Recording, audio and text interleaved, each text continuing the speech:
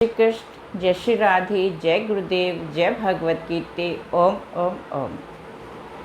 आज श्रीमद् भगवत गीता जी के द्वितीय अध्याय श्लोक 47 का भावार्थ। कर्मण्येवाधिकारस्ते मा फलेषु कदाचन मा कर्मफल हेतु भूवे मा ते संगेस्तु अकर्माणि। हे अर्जुन, कर्म पर तुम्हारा अधिकार है, लेकिन फल की इच्छा, फल पर तुम्हारा अधिकार नहीं है। इसलिए हे अर्जुन, ना तो तुम कर्मों के फल का कारण बनो और ना ही तुम्हारी कर्मों को ना करने में आसक्ति हो। श्लोक की बहुत बड़ी गहनता यहाँ भगवान अर्जुन को बतला रहे हैं कि मानव जीवन जो है वो कर्म जोनी है। जब तक मनुष्य संसार में रहेगा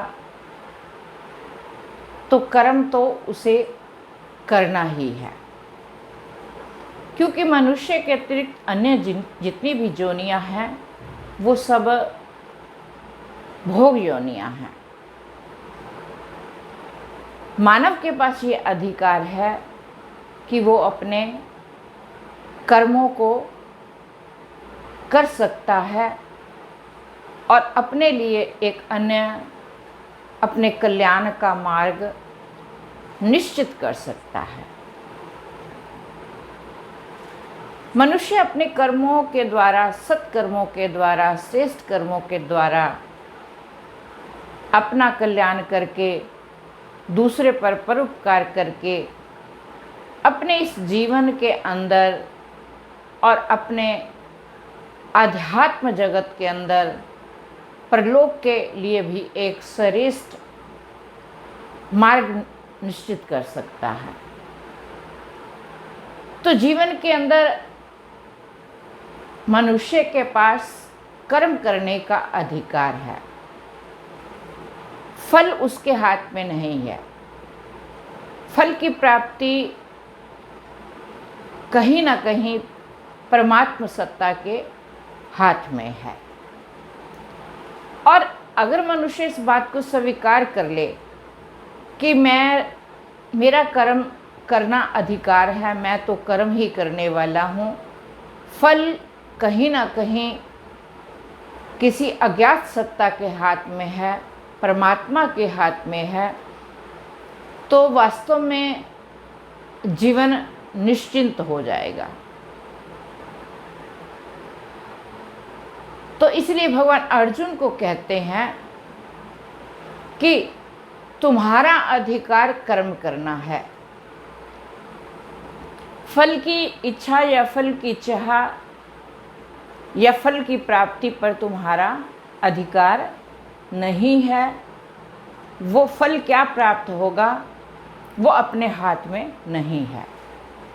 लेकिन इसका ये अर्थ नहीं है कि फल पर हमारा अधिकार नहीं है, हमारे हाथ में नहीं है, तो इसलिए हम कर्म करें ही नहीं। कर्म को छोड़कर अकर्मणता, निष्क्रियता को अपना ले।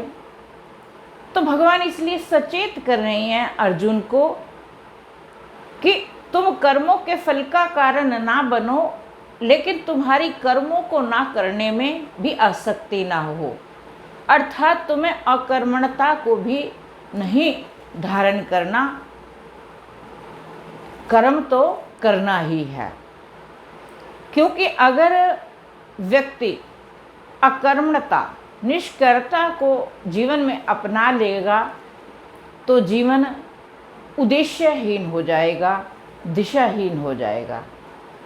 और जब जीवन दिशाहीन, उद्देश्यहीन होता है तो जीवन में निराशा का आवरण छा जाता है, अर्थात सब तरफ निराशा ही निराशा दिखाई देती है।